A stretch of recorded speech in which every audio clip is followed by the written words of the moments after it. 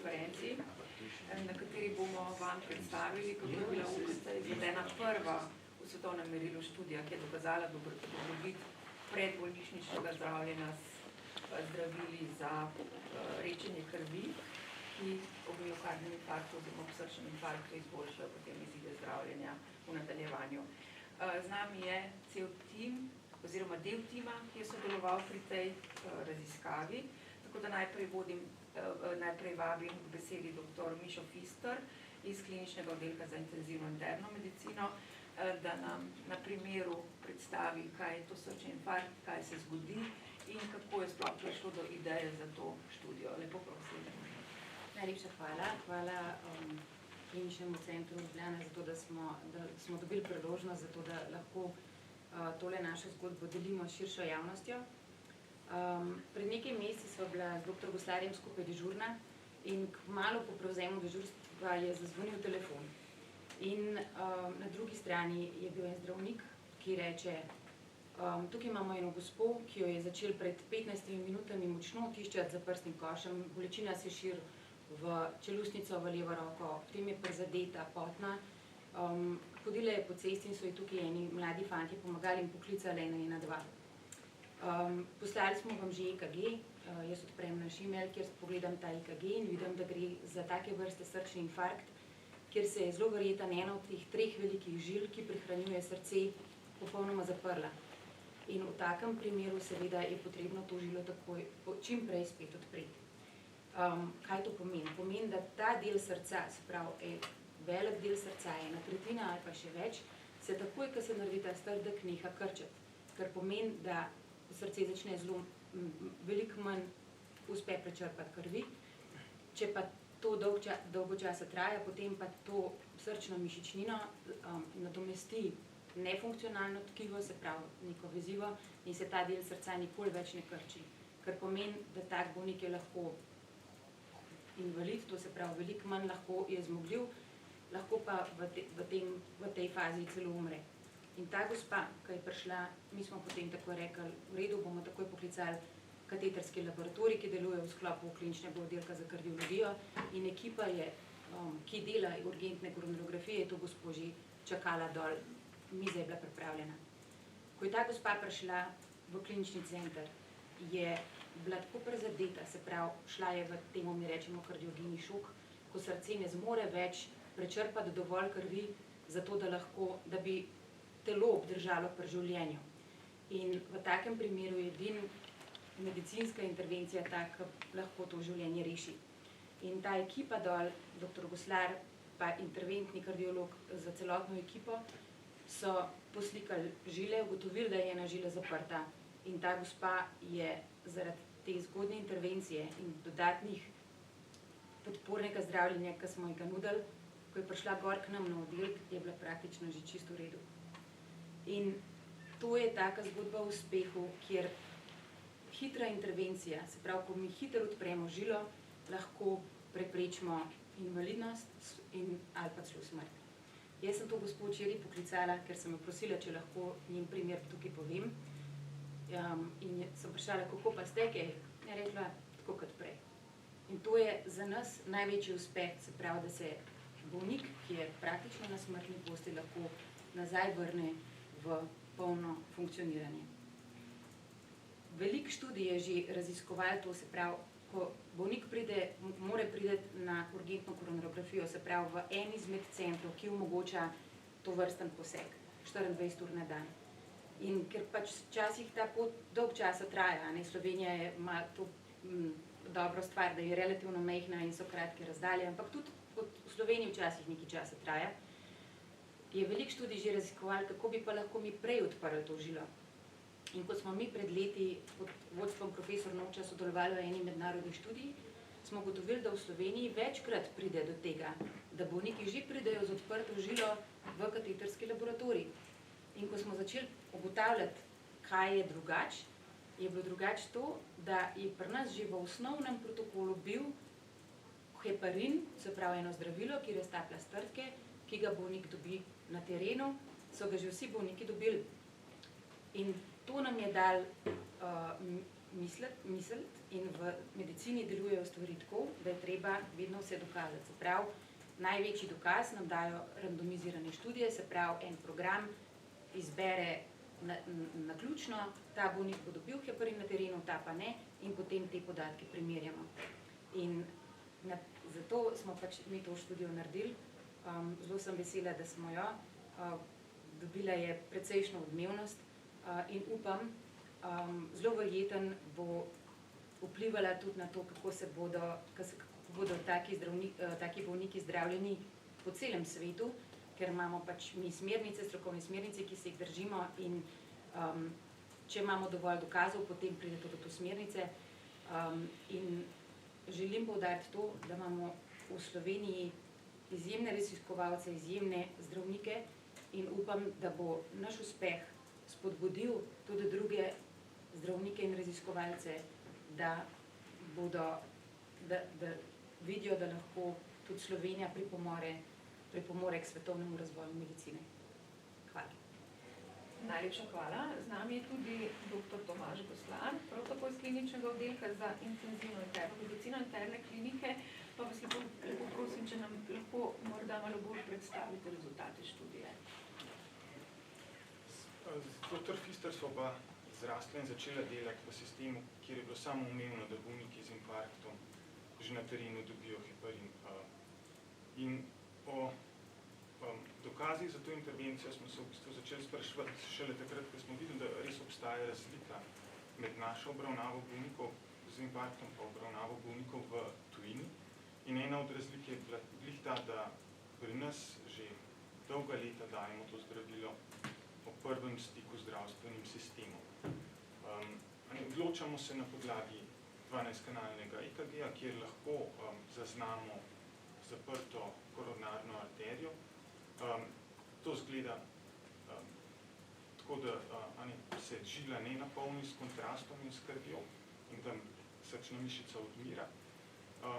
In ko nas terena pokliče in pošlje takle EKG, se moramo mi odločiti, da bomo takega bolnika čim prej spravili do kateterskega laboratorija ali pa z aplikacijo zdravil že na terenu mogoče doprinese k temu, da se žila odpre. Vprašanje, ki smo si ga zastavili, je, ali lahko s to enostavno intervencijo zdravila, ki je staro, preizkušeno, ima antidot, je zelo poceni, če lahko s to zgodno aplikacijo zdravila dosežemo boljšo prehodnost koronarnih arterij in posledično tudi manjši infarkt, in če to lahko naredimo brez nekih stranskih učinkov, kar bi bila lahko krvavitev. Nekako smo preračunali, da bi za dokaz tega rabili približno 600 bolnikov in smo jih na koncu tudi od nekje 1200 bolnikov, ki smo jih pregledali v tem času, tudi 600 vključili, 298 skupino, ki je dobila heparin na terenu, pa 295 skupino, ki ga ni dobila. Moram reči, da tudi večina bolnikov je bila brez kakršnih koli pomislekov pripravljena sodelovati v raziskavi in je bil nek umik soglasja relativno majhen, kar je zelo pomembno za tako raziskavo, da imaš čim več podatkov bolnikov, ki si jih vključil. In rezultati so v bistvu bili zelo spodbudni. Ugotovili smo, da smo v bistvu v Sloveniji res pri obravnavi infarkta kar v svetovnem vrhu.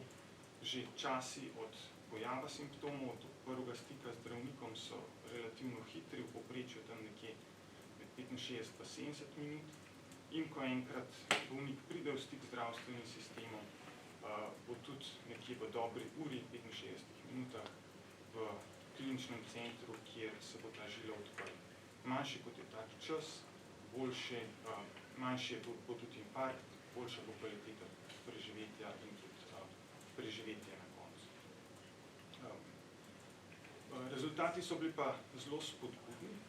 Tisti bolniki, ki so dobili že na terenu heparin, so prišli že kar v 43% z odprto koronarno arterijo, kar pomeni, da tista srčna mišica v inficiranem področju je že dobila prekrvavitev in je verjetno manj odmrl. Tisti, ki pa niso dobili heparina, so imeli pa prehodno koronarno arterijo sam pa 27%. se pravi 18% razlika. Ob tem, da ni bilo pomembnih razlik v krvavitvah. Tlej so bile razlike 2,4% pri tistih, ki so dobili heparin, pa 2% pri tistih, ki ga niso, kar ni statistično pomembno. Ta odprta žila se seveda prevede tudi v manjši infarkt in verjetno boljšo kvaliteto življenja. Študija ni imela dosti bolnikov, da bi tudi pokazali dobrobit na preživetje ali pa kvaliteto življenja in niti ni bila tako zdizajnirana. Imamo pa kar nekaj indirektnih kazalcev, ko kažejo, da taki bolniki, ki jih zdravimo, tako kot smo jih že leta zdravili, imajo na koncu manjše infarkte in zelo verjetno boljšo kvaliteto življenja. In upam, da se bo oni tudi na podlagi te raziskave rezultatov ta praksa uveljavila po svetu in da bo to pomagalo večjemu številu bolnikov po svetu, sploh, ker je to zelo enostavna intervencija in poceni. Ta heparin praktično zastonj. Rezultate smo pol objavili zelo v priznani kardiološki reviji in tudi, kot je že dr. Fisterjeva rekla, kar veliko pozornosti poželi s to raziskavo. Hvala. Jaz bi se najprej, samo še res najlepše rada zahvalila bolnikom, ki so sodelovali v tej študiji, oddelku, se pravi prehospitalnim enotam, ki so bili ključni v tej študiji in pa kliničnemu oddelku za kardiologijo, celotnemu osebju in pa osebju kliničnega oddelka za intenzivno interno medicino, ker je to bil skupna stvar in mislim, da bomo skupaj tukaj premaknili tole naprej. Hvala. Najlepša hvala. Kot je bilo že omenjeno, je Slovenija že pred desetletji, to se pravi okrog leta 2000, ta sistem spremenila in oblikovala, da v bistvu smo lahko potem tudi to študijo naredili, to se pravi pacienti pri nas so na tak način obravnavani že kar nekaj časa in zato prosim profesor dr. Marka Noča z kliničnega oddelka za intenzivno interno medicino in terapije klinike, da nam pojasni, kakšen je bil ta razvoj oziroma ta premik v zdravljenju srčnih infarktov je bistven za sedanje podanja. No, po mojem mnenju zdravljenje srčnega infarkta nedvomno predstavlja eno najuspešnejših zgodb v medicini nasploh. Ko sem pričel svojo profesionalno pot leta 1987, je bila bolnišnična umrljivost srčnega infarkta, kot ste videli, nekje okoli 20%. No, pri zadnjih 100 bolnikih, ki sem jim osebno odpiral s trtkom zaprto koronarno arterijo, pa je bila ta umrljivost pod 2%. In seveda v luči tega, da v kliničnem centru letno zdravimo pod 700 bolnikov s srčnim infarktom, si lahko vsak sam zračuna, koliko življenj se vsako leto dejansko tukaj reši. Kot je bilo omenjeno, glavni strokovni preboj se je nedvomno zgodil leta 2000, ko smo sistematično uvedli mehanično odpiranje zaprte koronarne arterije, sprav ta strdek prebijemo in stavimo žilno opornico. In seveda to je, kot je bilo omenjeno, joint venture, skupno delo predbolnišničnih zdravnikov, interventnih kardiologov in seveda tudi mojih kolegov na Centru za intenzivno interno medicino. In dejansko mi smo bili poleg Danske in Češke verjetno prvi v svetu, ki smo to uvedli in seveda številni so določene rešitve, ki smo jih imeli v sistemu, uspešno kopirali. No, naj še povem nekaj v zvezi z to raziskavo. Poudarjam, da je bilo to plod dela le slovenskih avtorjev, to se pravi, to je popolnoma slovenska raziskava, od zasnove, izvedbe, predstavitve. In seveda rad bi poudaril, da je bila to vabljena predstavitev, tako imenovani late breaking trial, na enem izmed 3 največjih mednarodnih kardioloških srečanj. In seveda istočasna objava članka v najboljši zdravstveni reviji z našega področja Circulation, to je Faktor vpliva 39. In po mojem skromnem mnenju to pomeni verjetno največji znanstveno-raziskovalni uspeh slovenske kardiologije do sedaj. Je pa ta uspeh po mojem toliko večji zaradi tega, ker seveda vsi vemo, da naši pogoji za znanstveno-raziskovalno delo se ne morejo primerjati z najboljšimi univerzitetnimi inštitucijami po svetu. In dejansko to delo je plod entuzijazma in nažalost je finančno podporo našemu projektu zavrnila tudi Javna agencija za znanstveno-raziskovalno in inovacijsko dejavnost Republike Slovenije, ARIS, se je leta 2022 ocenila, da predlog ne dosega ustreznega znanstvenega nivoja. Zopet je zmanjkalo tiste pol točke, to, kar našo raziskovalno skupino spremlja žal že od leta 2018. Imeli smo podporo kliničnega centra in seveda vseh kolegov tudi iz terena, ki so sodelovali in to je nekako zadoščalo. Zdaj naprej pa upam, da bo ARIS prepoznala velik znanstveno-raziskovalni potencial docent Fistrove, docent Goslarja in sodelavcev na kliničnem oddelku za interno medicino in seveda, da bo v bodoče naše projekte raziskovalne bolj naklonjeno obravnavali. Najlepša hvala profesorju dr. Marku Moču. Z nami pa je tudi dr. Miha Čerček, vodja koronarnega intenzivnega oddelka na kliničnem oddelku za kardiologijo. To se pravi tam, kjer potem tudi se izvajajo koronografije. Tako da vas lepo prosim, da nam predstavite pa ta del, koliko en zdravnik, dve sestri, ki sta ves čas v pripravljenosti, slišali smo, kakšni kratki časi so potrebni za to, da so te intervencije čim boljše. Tako da nam prosim povejte, kako ta del poteka. Ja, hvala lepa. Mogoče bi za začetek še enkrat povzel te čase, ker je res to najbolj ključen del obravnave, te akutne obravnave bolnikov z miokardnim infarktom. Velja en izraz, čas je mišica in je res potrebno čim v najkrajšem času odpreti zamašeno žilo, da rešimo čim večji del srčne mišice. Ločimo dva tipa infarktov, pri enem tipu je žila povsem zamašena, tukaj se res močno mudi, pri drugem tipu je samo zložena, tam imamo en dan časa, no, ampak danes se pogovarjamo o teh tipih, kjer je povsem zamašena. Tukaj velja doktrina, po vsej Evropi, tudi v Ameriki, da je po prvem stiku s pacientom potrebno EKG posnet v 10 minutah, to delajo kolegi z terena, in v 10 minutah že prepoznati v tem EKG-ju, da je žila zamašena. Potem se pa sproši ura, kjerkoli v Sloveniji je tak pacient, mora biti v 90 minutah v kateterskem laboratoriju, enega od obeh kliničnih centrov, kjer imamo na voljo 24/7 to službo stalne pripravljenosti. Če pacient sam pride v klinični center, je nekaj te zamude že sam naredil in tudi prišel na urgenco, ker se nekaj zamude ustvari, tako da v tem primeru imamo časa na voljo še manj, samo 60 minut. No in v teh 60 minutah oziroma 90 minutah pri večini moramo žilo odpreti. Ekipa, ki je v stalni pripravljenosti, je sestavljena iz 4 članov, poleg interventnega kardiologa, ki je pač operater, še diplomiran zdravstvenik, diplomirana sestra inštrumentarka, potem diplomiran zdravstvenik oziroma diplomirana sestra merilka, ki skrbi za hemodinamski nadzor tega bolnika in pa rentgenski inženir.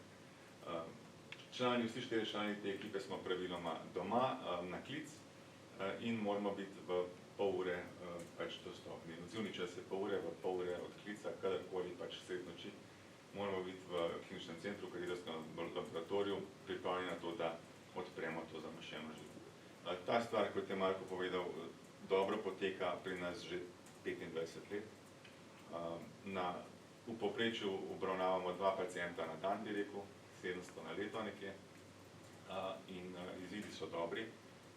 Lahko se pohvalim, da med boljšimi v Evropi, kar ni seveda samo naša zasluga, je tudi veliki na tem na zelo dobri prehospitalni oskrbi, pa tudi na tem, da je Slovenija majhna država z dobro avtocestno povezavo in da večina pacientov pride v tem kratkem času do ustrezne obravnave. Najlepša hvala. Če kar nadaljujem z vašim stavkom, rekli ste, mišica je čas, ali nekako tako. In ta mišica je čas drži tudi za ta klic, ta prvi klic, ne? In več o tem nam bo povedal magister Mitja Mohor iz službe za nujno medicinsko pomoč ZD Kranj, ki bo predvsem predstavil tudi, kako se je oblikovala ta mreža in pravzaprav je bil prav dr. Mohor tisti, ki je tudi nekako dal to pobudo tega direktnega transporta, ne preko urgenc. Tako da, če nam malo več poveste o vseh teh elementih. Hvala. Ja, čas je naš gospodar. Tega se premalo zavedamo. Ko se pa enkrat nekaj zaplete, se pa zelo mudi. Poglejte, tole sem še malo gledati zgodovino. Hitra pot za STEMI. Kaj pomeni to STEMI? V EKG je ena sprememba, ko se dvigne ena veznica, ki se reče ST, M pomeni miokardni infarkt, STEMI. To so ti pacienti, ki imajo svež infarkt. In prvega pacienta smo leta 2001 že peljali direktno z terena v kateterski laboratorij. To so se zmenila s profesor Nočem, ker on je takrat ni vedel, da mi že na terenu snemamo 12-kanalni EKG. Mi pa moramo posneti 12-kanalni EKG, da vidimo, a ima človek STEMI ali ga nima. In ker smo ga imeli, prej smo jih morali voziti z Kranja na Golnik, zato da nam je internist rekel, ja, to je pa za Ljubljano. Pa smo pa rekel, zakaj moramo mi STEMI voziti na Golnik, da nam reče, pejte v Ljubljano, mi bi to direkt vozili. Je rekel, ja, a bi lahko že na terenu posnamete 12-kanalni EKG, sem rekel, pa se ga imamo. Je rekel, pa dajte. In smo se zmenili. Takrat naprej vozimo vse te paciente direktno naprej. No, ampak to povezovanje s CIM-om, a veste, v medicini skozi bolj govorijo o tem system save lives, sistem rešuje življenja. Ne to, da on vse zna. To nič ne pomaga pacientu, če mu ga jaz pravočasno ne pripeljem. A če ga pa jaz pravočasno pripeljem, pa spet odvisno od številnih dejavnikov. To se pravi, sistem mora delovati, potem bo zadeva šla in bo čas kratek. Potem smo začeli dajati heparin, sem šel gledati kdaj. Leta 2003 smo začeli dajati heparin. Zato, ki je on to rekel, on je vsega kriv. Potem smo delali eno študijo tudi z enim zdravilom, ki naj bi topil tele strtke. Tista študija se pa ni izkazala, ampak smo jo dali. Pacienta sem vprašal, imamo eno novo zdravilo, ki je imel infarkt v rešilcu, vam ga lahko dam ali ne? Vsi so rekli, da seveda, če vi rečete, pa dam. No in potem je bila še ena pomembna študija ohlajanja pacientov, zato so ene študije pokazale, da človeka po uspešnem oživljanju, ki ima lahko recimo infarkt, pa zaradi infarkta pride v srčen zastoj, smo ga po uspešnem oživljanju začeli takoj ohlajati, ker so ene študije pokazale, da ljudje, ki jih ohlajaš, imajo boljše preživetje, manj možganskih okvar in tako naprej. Tako da mi že nekaj časa sodelujemo, in smo pri tem spet, system save lives. Zgodba se ne začne pri njih, pa tudi ne pri nas. Zgodba se začne pri pacientu. Pacient mora prepoznati, da je to nekaj tazga. In zdaj pogledajte, tole vam moram obvezno pokazati. A vidite, ko smo začeli leta 2003 s helikoptersko NMP na Brniku, smo izdali navodilo za obravnavo akutnega koronarnega sindroma. Vse ekipe, ki so delali na helikopterju, so dobili to navodilo. Leta 2003, gledajte, pregledal Marko Noč, kaj pa piše spodaj? Gledajte, vsak mora dobiti heparin. A vidite, tega je vse on kriv, od leta 2003 naprej. Srce je ena genialna zadeva. Koliko je veliko, to kakor vaša pest, koliko tehta, približno 300 gramov. To je 30 dek mesa, ki nič ne bo nič utripal, če ne bo po njem šla še elektrika. To se pravi, imamo mehaniko, elektriko. In to srce mora ogromen delati. Poglejte, pa mora narediti, v eni minuti mora prečrpati 5 litrov krvi. To rekli, kaj pa je to tacga? Koliko je to na dan? Glejte to. Koliko je to na leto? To je en olimpijski bazen, pogledajte ga. In koliko je v 80 letih, a poznate kakšno mašino, ki tehta 30 dek in tokle črpa v 80 letih. Kaj pomeni? Ta mašina rabi ves čas energijo. Če se žila, ki jo prehranjuje za mašin, kot je kolegica rekla, ta zadeva ne bo več funkcionirala. Nastane bolečina v prsnem košu, nastane infarkt. In ta človek je življenjsko ogrožen. Bolečina je takale, lejte, stalna, neprekinjena, tiščoča. Zakaj vam to govorim? Ljudje, ki dobijo bolečino v prsnem košu, morajo to prepoznati, da je to nekaj lahko zelo nevarnega. Da ne bo 5 ur čakal, preden pride v dežurno, kaj pa je narobe, v prsih me boli. Mu posnamemo EKG, ima tak infarkt, da se vidi z aviona. 5 ur je njegov srce bil premalo kisika, kar pomeni, bo imel skozi večjo okvaro. On lahko v tem trenutku doživi srčen zastoj. Tako je rekel, time is muscle, čas je mišica. Kaj moramo narediti? Takoj pokličemo na 112. Ne, da me pel, pa ga bo eden pelil. Med prevozom lahko doživi srčen zastoj, kako ga boste uživljali v avto. Tam, kjer ste, naj pacient se usede, vleže, kakor mu paše, pokličete 112 in bo prišla ekipa po vas. To se pravi, ne pacienta voziti na urgenco. No, kakšna je zdaj zgodba? Eno je, da pride sam, zgoraj vidite, pride sam v ambulanto za NMP, tle bo takoj obravnavan, bo dobil tudi heparin seveda in ga peljemo direktno v kateterski laboratorij. Potem, ko smo se dogovorili z zdravnikom iz kateterskega laboratorija in ko smo seveda posneli 12-kanalni EKG, da res vemo, da ima to diagnozo. Če je pa na terenu, pa on ali svojci pokličajo 112, to se veže na dispečersko službo, ta oceni, za kakšno stanje gre in pošlje tja ali rešilca ali helikopter. Pomemben je 12-kanalni EKG. In vidite, tele spremembe in pravi, da so cirkuce, zgleda kakor cirkuce. To so tipične za srčni infarkt s temi. ST, dvig, elevacija, miokardni infarkt. Dispečerska služba je pomembna, zato da oceni, zakaj gre, da tudi daje očividcem navodila in da pošlje ustrezno ekipo tja. Ali pa tudi helikopter, če je treba, če je to recimo nekje daleč. Ali grejo z rešilci, takole zgleda rešilc not, upam, da ga še niste videli, pa upam, da ga tudi ne boste. Zdaj vidite včasih, da se peljeta en takle avto, pa še rešilc, 2. Zakaj?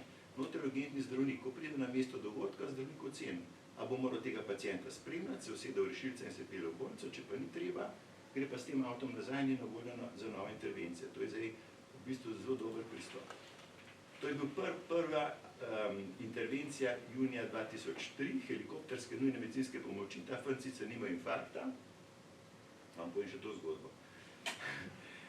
V kalkolitnici je padel en kolesar, mlad fant, je bil zelo poškodovan, doktor se je skoraj že poklical helikopter.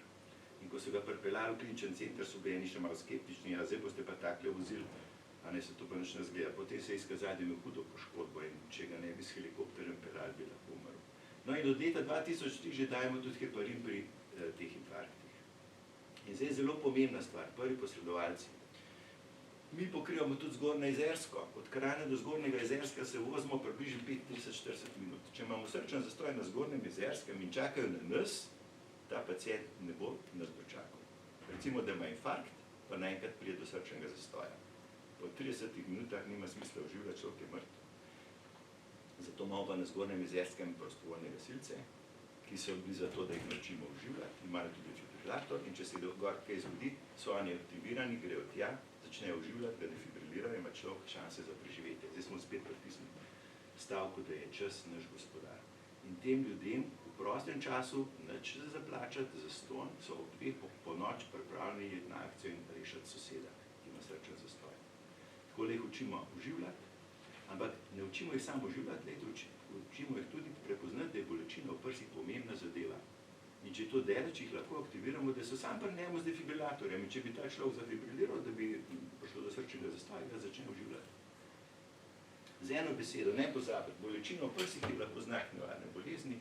Čim se to zgodi, pokličite na 112 in počakajte s pacientom in računajte, da se lahko zgodi, da imajo srčen zastoj. In takrat moramo pa znati oživljati, znamo. In drugo vprašanje, a veste, kje je najbližji AED? Ja, če ne veste, ne vem, od kega boste dobili. Ampak od tega odvisno preživetje. Hvala lepa. No, to smo pa enkrat slikali na reševanju, to so 2 reševalca pa naša doktorica, kako izgleda oskrba pacienta za infarkt. Evo, hvala. Najlepša hvala. Zdaj pa k besedi vabim docent dr. Petra Račla, predstojnika kliničnega oddelka za intenzivno interno medicino, da v bistvu to raziskavo nekako umesti v ta širši strokovni kontekst. Ja, hvala lepa za besedo. Najprej moram povedati, da sem zelo ponosen na vse svoje sodelavce, da so zmogli toliko entuzijazma in to začeti in tudi končati tako raziskavo. Hkrati to pomeni, da tudi sedanje generacije zmoremo nadaljevati delo, ki so ga naši predhodniki že zelo dobro zastavili, da znamo še vedno v Sloveniji dobro timsko sodelovati, tu je bilo že omenjeno, od zdravnikov, medicinskih sester, reševalcev na terenu, prvih posredovalcev in kasneje vseh zdravstvenih delavcev, ki sodelujejo pri urgentni obravnavi bolnikov.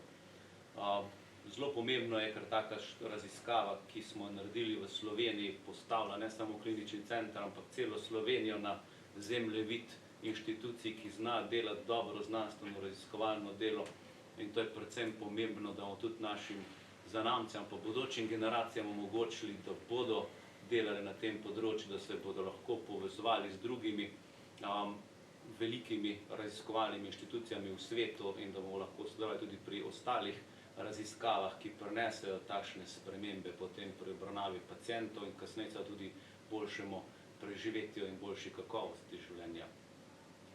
Najlepša hvala.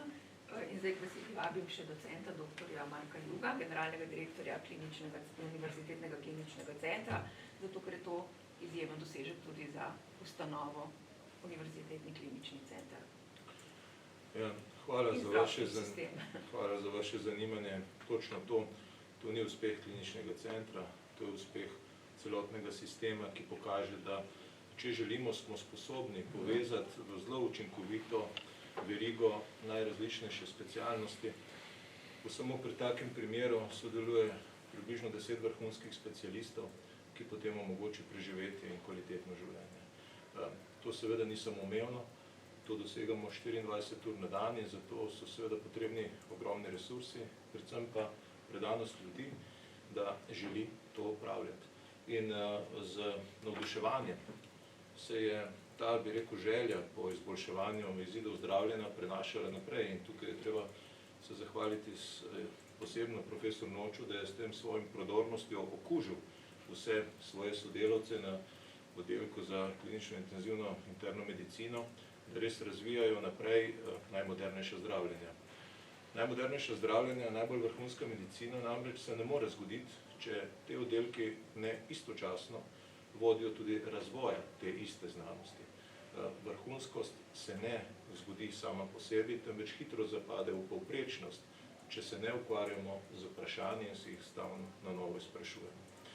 Vendar danes, poleg tega, da se zahvalimo vsem od prehospitalnih enot do vseh oddelkov, ki so tukaj sodelovali in tudi celotne države, ki sodelujejo v takem principu, se moramo zavedati, da v Sloveniji veliko govorimo o čakalnih vrstah. Vendar to, kar ste danes poslušali, je najpomembnejša čakalna vrsta. Tukaj se čakalnje meri v minutah. In če smo to sposobni rešiti na način, da znamo integrirati vse znanje, bomo verjetno znali rešiti tudi vse druge probleme, ki jih imamo. Dejstvo pa je, da etična osnova ne bo sama ves čas zmogla poganjati, potrebujemo resurse tako za raziskovanje in potrebujemo tudi način, da nagradimo ljudi, ki so pripravljeni svoje življenje žrtvovati za to, da se posvetijo drugim. Tako da hvala vsem in verjamem, da bo takih zgodb naprej še več. Hvala. Najlepša hvala, zdaj pa so vsi govorci na voljo za vprašanja. Domen Andele, TV Slovenija. Mene zanima, že sami ste omenili, da upate, da bo ta protokol se uveljavil tudi po svetu. Kakšen pa je postopek oziroma celoten proces, koliko traja, da do tega pride? Se pravi, obstajajo krovne organizacije, recimo Evropsko združenje za kardiologijo in pa Ameriško združenje za kardiologijo, ki na vsakih nekaj let prouči nove dokaze na določenem področju in potem, ko pogledajo, kakšna stopnja dokazov, koliko to velja, kaj so recimo določene študije doprinesle na določenem področju, potem to uvrsti v smernice, to se pravi nek protokol zdravljenja za bolnike z recimo določeno vrsto bolezni. Tako da s temi, to se pravi tak infarkt, ker se ti zapre žila, ima smernice, da tako kot je recimo sta razložila dr. Mohor pa dr. Čerček, v kolkem času moramo žilo odpreti, da pač te bolniki morajo iti na koronarografijo, da je treba takim bolnikom dati na terenu določene zdravila in zato, ker naša študija ni zdaj edina na tem področju, ampak so bile tudi druge podobne narejene. Mislim, da bo zdaj dovolj dokazov, da bo to tudi uvrščeno v svetovne smernice. Je pa imela v protokolu dodanje te snovi že na terenu samo v Sloveniji, če sem pravilno razumel? Tako, to smo se malo pogovarjali z profesor Nočem, zelo verjeten je bilo to na podlagi študije, ki je v resnici osnova za to, da pri teh bolnikih, recimo, ko so bili včasih, taki bolniki so bili včasih zdravljeni z enim zdravilom, zelo agresivnim za topljenje strdkov v bolnišnici. Potem pa so ugotovili, da in so najprej druge vrste infarktov obravnavali s to mehaničnim odpiranjem žile. Potem so pa naredili neko študijo, kjer so primerjali dajanje tega agresivnega zdravila, ki je seveda povzročal tudi veliko krvavitev, in ta način mehaničnega odpiranja. In v tej protokolu te študije so te pacienti na terenu dobili heparin. In jaz si predstavljam, mislim, da to smo se pač pogovarjali, ko smo razmišljali, od kje je zdaj to prišlo, je verjetno to iz te študije povzeti. Še kakšen dodatek? Še kakšno vprašanje? Ja, če bi lahko še za dr. Juga eno vprašanje. Mene zanima glede na to vseeno, da smo tik pred tem rokom, ko se nekatere stvari iz ZZD-ja uveljavijo prihodnji četrtek, če bo v kakršnem koli delu imelo to vpliv na UKC Ljubljana. Vemo recimo, da ponekod bo težava zaradi tega sodelovanja s tistimi zdravniki, ki recimo pridejo zunaj, pa imajo SP, pa še nekatere druge določbe, lahko mogoče poveste, ker za en teden do tega ste največja ustanova, boste imeli v katerem koli delu zaradi končanja tega prehodnega obdobja probleme tukaj? Ne, vse, bi rekel, odprte zadeve so se že nekako razčistile. Mi tudi ne najemamo zunanjih delavcev, tako da UKC Ljubljana z tega vidika nima težav. UKC Ljubljana bi imel kvečjemu težave, da bi njegovi delavci odhajali lahko drugam. Zato pa poudarjam, da je potrebno znati ceniti ustanovo, ki 24 ur na dan skrbi za najtežje bolnike, in verjamem, da bomo v prihodnosti morali temu posvetiti več pozornosti. Sam 21. petek pa ne bo za nas predstavljeno nobenih sprememb. Še kakšno vprašanje? Če jih ni, potem se najlepše zahvaljujem vsem govorcem, ki so sodelovali na današnji novinarski konferenci in predstavili to študijo, pa tudi vam za udeležbo na novinarski konferenci in želim prijeten dan še naprej.